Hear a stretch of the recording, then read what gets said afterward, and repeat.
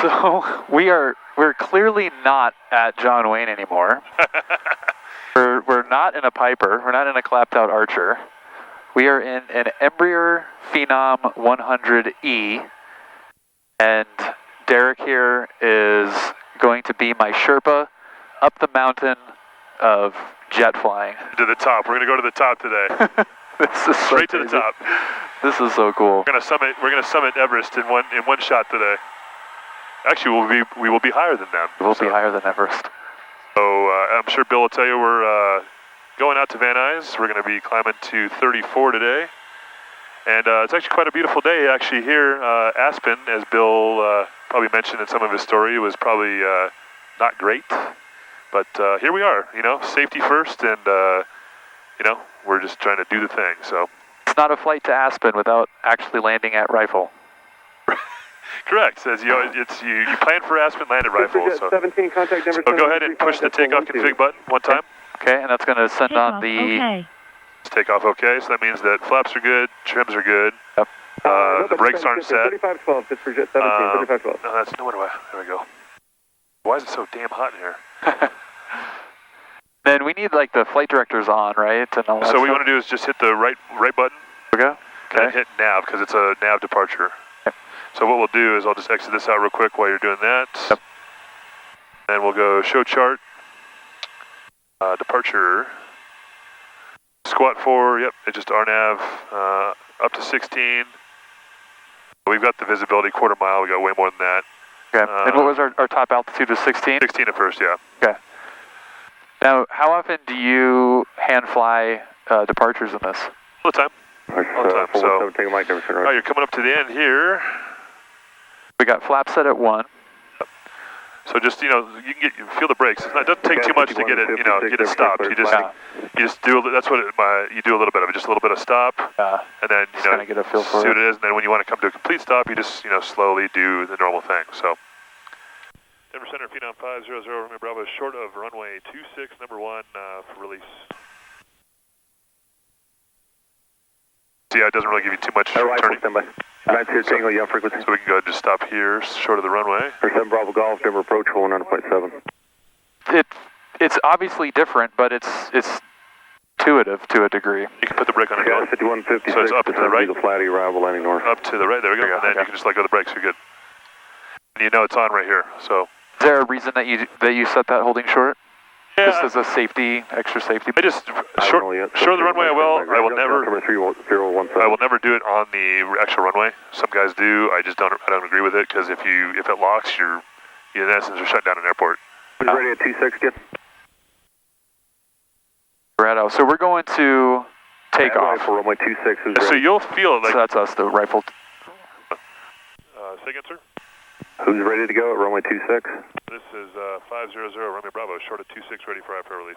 500 Romeo Bravo, maintain 14,000, release for departures. Traffic inbound canceled 16 miles to the east. Okay, maintain 14,000, release for departure, Romeo Bravo. So yep, there you go. So just take it up to the runway, and then line it up, and then we'll walk you through it.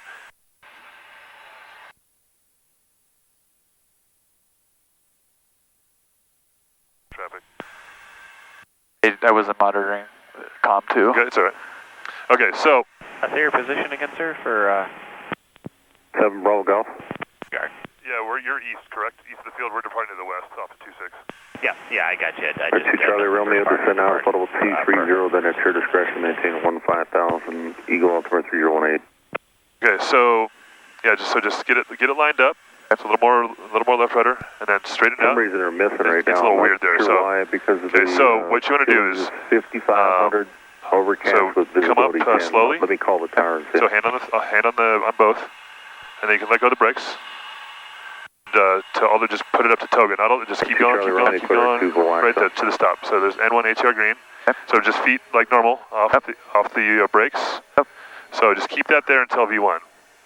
So you don't need as much. As you get faster, you don't need as much rudder. There's 70, cross checks, good. 7 Tango Mike, so you're looking for Grand Junction. V1 coming up there. V1.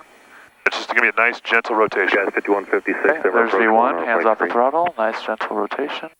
When we maintain that, there it is. Okay. Positive rate. Oh, would you just wait for a second? So there's gear up, right there. Yep. So take your feet off the rudder pedals now. You don't want to use too much rudder in a jet, so. Okay. And then pitch it into the command bars. Just leave this for right now. You wait till 1,000 feet. So just pitch it into the command bars, and then it'll just fly the departure for you. Yeah, 2415, descend via the arrival, no complaints. It's quiet and smooth now, right? It feels like it's not on. I'm looking at the engine, just going like, we got both of them? Yep, we got both of them. Okay, so now go flaps up. It flaps up. Flaps coming up. Then this to con climb. Selected, and that is going to con climb.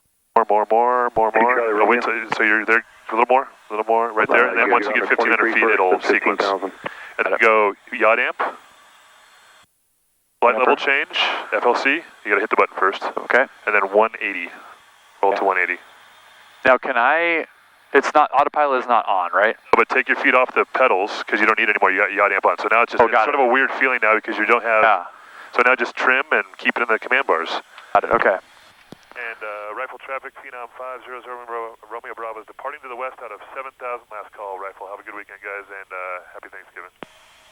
Hey, you do the same, buddy, and the Challenger 605 is currently on a 7-mile climb, descending at 8,000 feet, landing Romeo Bravo is out of 7.3, climbing 14,000 with the flash off a rifle.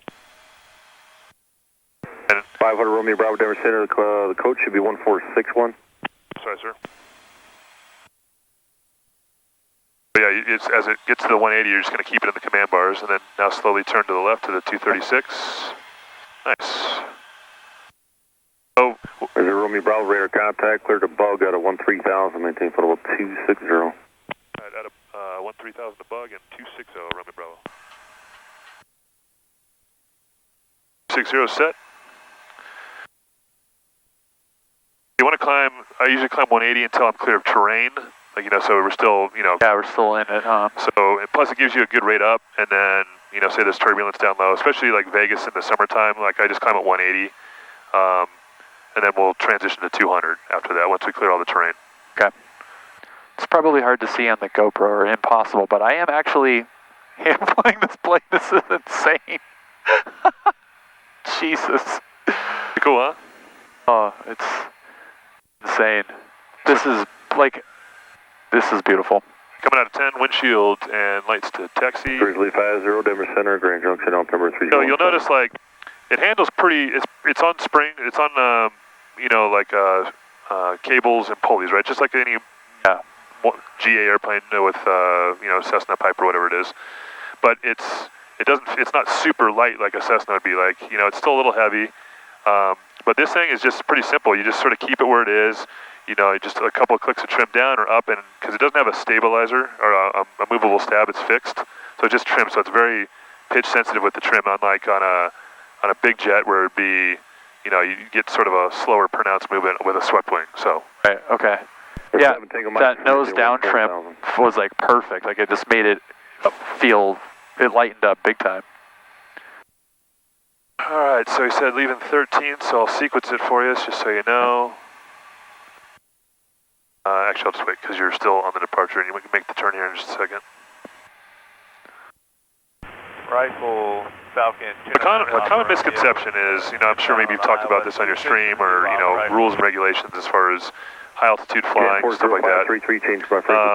So there's a common misconception amongst a lot of pilots that above 290 in RVSM, you must have the autopilot on. It's not correct. It says that it must be operational. And it must be working. So, it's flying up high is not very bad, so I just want to follow that now because we're 13,000, so we're going to go direct bug. It's just one of those common misconceptions. A lot of people are like, oh, have to have the autopilot on. No, you can fly all you want. As long as you're, maintaining altitude and it is an operational autopilot. So, for example, in this airplane, if the autopilot was in op, I'd have to have a second in command. Okay. Technically, so. Yeah. Does it feel like it's rolling to the right a little bit? Yeah, a little bit. Okay, let me just fix that. Got a little bit of it. Sometimes, depending on it, just sort of it's got a little bit of a weird rigging to it. So that should be a little bit better. Yeah, we got a little 19, 20 knot crosswind too. So. Gold Eagle 421 Juliet Romeo. So make sure you stay in the command marks because it's pretty sensitive. So it'll if it's off. I mean, you're fine. I'm just saying, just for practice purposes. So. Got it. Okay. Okay, so I'm going to roll you down to 200. Okay. And so the flight director will start coming down a little bit just to Number maintain 1 it. Juliet Romeo, quarter Colonel James Jabbar. So we're out of 15, climbing to 26. We're direct bug, which is 80 miles down the road. It's really weird. Didn't we have a headwind coming in? Yeah. Or a tailwind coming in? Rifle Yeah. crew, We got a Takeoff Yeah. whatever approach 1 A little the boat here? 8 knot. runway Grizzly 50 at your discretion, maintain 15. The one thing, It's beautiful. the one thing in this is like, you know, you're used to like, you know, in a single engine airplane, you want to pull back to keep it guns. The one thing that I always tell everybody is just, you know, if once the command bars get higher, you just sort of trim down, you know, trim it into the command bars. That's what I tell everybody. 210, squawk 5120. Trim. Calling the taxi out. When's that going to be? Man, I'm going to bed. Oh my God. But when you do get tired of it, just AP button. It's on your side, and then it'll maintain all that. So a good rule of thumb is when you do turn it on, just hold the control wheel for a second, put it on, you'll feel it sort of lock, and then you can slowly take it off, just in case it wants to do anything stupid, Right. or you've got bad information. Set incorrectly. Yeah, I always say this is called the scoreboard. So if you've got bad information in here, or bad information in here, it's going to do weird stuff that you don't want it to do. So you just got to make sure you're on GPS, YADAM, flight level change, altitude select, heading in the right direction based on. Okay. All right, there's 18, so I'll click that onto standard. Standard. It's off. And off you go. That is pretty rad. I think we got Bill addicted here, everybody. He's gonna go home and talk to Julia about, hey, we're buying a jet. So about this multi-commercial operating track, we're gonna move that up a little bit. All right. Yeah, you'll notice as you get, obviously normal, when you get the headwind, you get a increase in speed, so you're gonna get, there's a pitch up moment, then it's gonna stabilize, because now we're switching back to the headwind that we did have on the way up. Oh yeah, it just clicked over to 33 on the nose. Dang. Yeah. That was like a sheer, just like... You could feel it pitch up, you want to pitch up into the command bars. We had a 9-knot tailwind, and then now we have a 37-knot headwind component.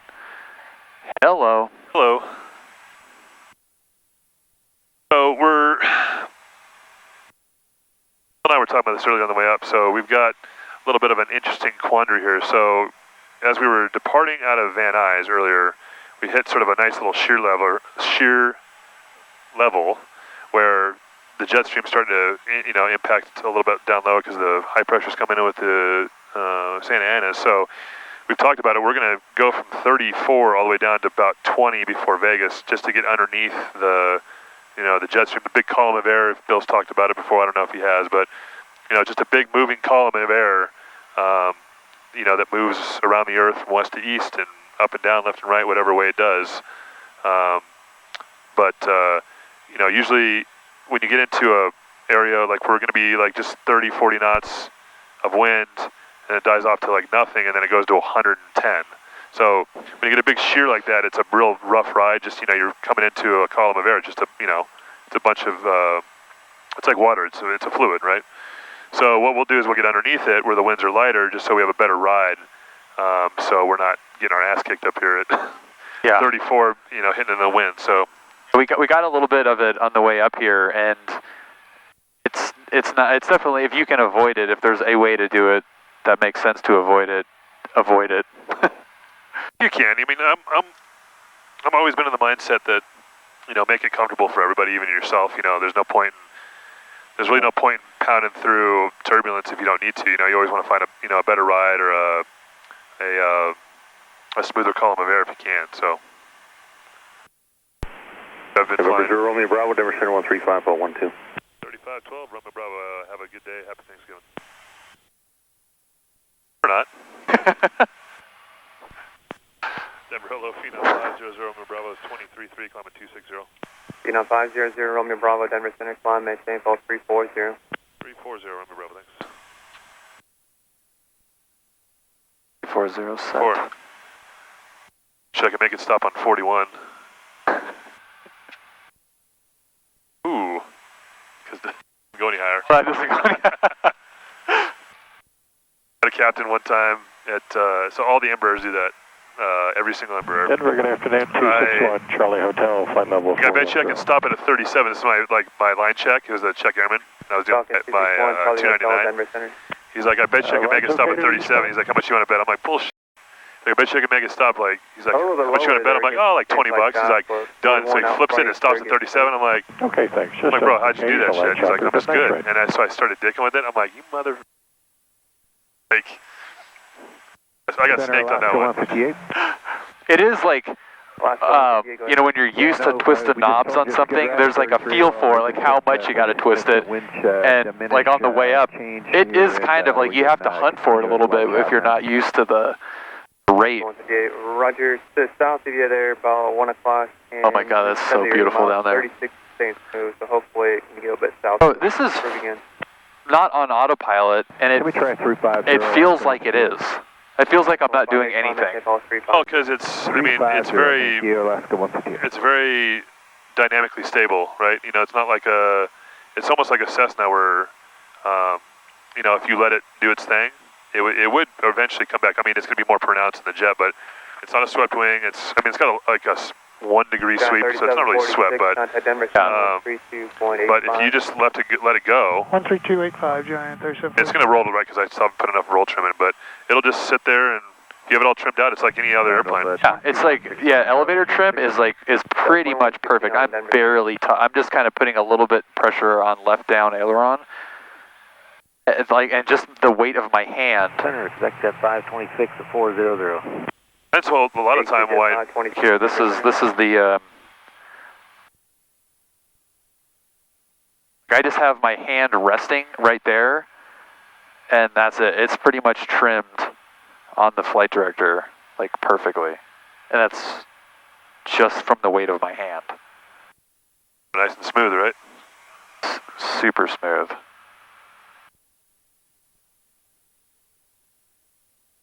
So most of the time it's just that you get so bored up here that you just like, that's why you put the autopilot on. You don't want to hand fly it, you know, you don't want to hand fly it, you know, 34,000 feet the whole time going like this. You can just sit back and go. Yeah, it's not that it's difficult, it's just that you have to, you are engaged with it. Just boring. Yeah, you can't do anything else. Like you can't kind of like play around or. I mean, you sort of can, like. American 968. Salt Lake Center I tend to do that a lot when I'm like, you know, shooting the approach where I'll be, you know, because I tend to, you know, there's a big misconception that a lot of guys, they just, you know, airline pilots, for example, right? They, the joke is it's like autopilot on, autopilot off right before landing, so they only fly for maybe 2 or 3 minutes, right? But in these little smaller planes, you want to keep the field every once in a while, like, you know, descending down underneath, you know, like 10,000 feet. A lot of guys hand fly. I do a lot of the time too, just to maintain that proficiency. Because, you know, these are so automated that, you know, like even from today's flight, like we can go from the arrival to the approach and not touch anything. And it'll sequence, it'll fly the ILS. We just have to hit like VNAV, approach, put the bottom altitude on the ILS, pile the dirt, and it'll descend it, and then you just have to maintain the power. That's it. All the way down to 200 feet. We don't have to touch anything. And just click it off. Yeah, it just. I mean, gear flaps, but that's about it. You know, just power and configuration. That is crazy. It's sort of an interesting thing, you know. It seems like from that perspective, the flying is significantly easier than a little Cessna or Piper putting around. Yeah, there's just more. There's more other things that you have to know, almost just in case. Correct. You know, we were talking about high altitude aerodynamics, high altitude weather. You know, emergency procedures from altitude. You know, usually, you know, you're down low, you're below 10,000 feet. You know, you're not on oxygen, you're not in a pressurized cabin. But you know, the biggest thing is if the window leaked or there was a blowout in the back or whatever. What are you going to do then, right? It's just knowing what to do, especially in higher terrain too. You can't go down to 10,000 feet. You need to know what the MSA is and what, you know, what is the proper place to do it. It's more out ahead thinking than like right now when you're flying a 172 or whatever it is, you know. Yeah, right. Not saying that there's anything less, you know, not tense, but less important about it. I mean, obviously the flying is the same, right? You're flying an airplane, you're in the sky moving at high rates of speed, regardless of how you're looking at it. Right. But up here, you're sort of level, going fast, a lot of cruise time, so you're thinking about ahead of the time. So like at an hour into the flight, or with an hour left in the flight, I'll start putting the ATIS and talking about the approach if we need to, if it's IMC, and you know, double checking fuel on board and performance numbers and stuff like that. You know, we always call it within the minutes. You know, it's always what I always used to say. And you know, it's more, you know, in an hour you're still, you know, 150, 300 miles out, if not more. But you're moving so high, you know, at a high rate of speed that you're thinking, well, not in this speed, sort of fast in this thing, but relatively fast, faster than I'm used to going. Yeah, but you're trying to, you know, stay 2, 3, 4 steps ahead of the airplane, like any flying, right? You always want to be ahead of the airplane, like not caught behind going, oh, like, what's that all about? What did I do here? You know what I mean? Right. So, but just the amount, like how far out that ahead is, differs. Of course, correct. Hello, United 2483, 350, good ride. United 2483, Denver Center. 3935 Roman Kilo, descend and maintain Ball 370. 370, Roman Kilo. This camera is so cool. I can't wait to see what this looks like. It's gonna look awesome because it's doing both sides, right? Yeah, it's both sides. So right now, holding this here, I can get full panel and both of us. That's awesome. Clear as day. You can. So when you do it, you can split the video and do side by side. I can output them in two different, so I can have like a static, like panel view, and then output that, and then have a static us cam, or not even static. I can have it like look at me when I'm talking, look at you while you're talking, and like look like it's panning. So crazy, man. These and cameras. Then have the panel going at the same time. These cameras are crazy nowadays. Remember when we were like, oh man, there's like a camera on a phone? I know. Like I could just put like a little tripod and just stick this here, and that's all you would need. You can have like a fully dynamic shot of everything going on. So crazy. So cool. 33, 34. And then another thing is that now that the Autopilot is on, you're in charge of this. So I take a lot of the SOPs that I used to do from Jet Suite. So the pilot flying with the Autopilot off is responsible for flying the airplane. 330 Papa Tango. Yeah. The other guy is responsible for doing stuff and verifying, and you know, say confirm, direct, okay, and then sequencing for them, because they should be outside looking. And then also the pilot flying or monitoring is doing setting altitude, verifying. 33 level 310. Just little things like that. 2033 Denver. And then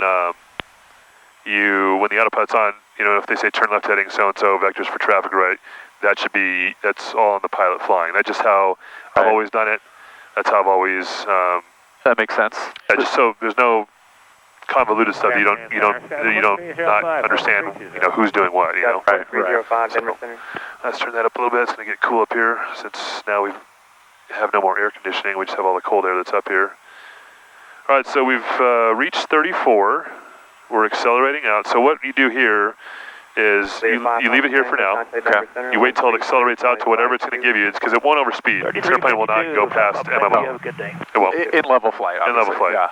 So you just leave it there, and then once it raises up, because it'll slowly creep, and then it'll just sort of stop, and then you just come back to max cruise, and then you leave it. Just leave it, huh? Set it and forget it. That's pretty awesome.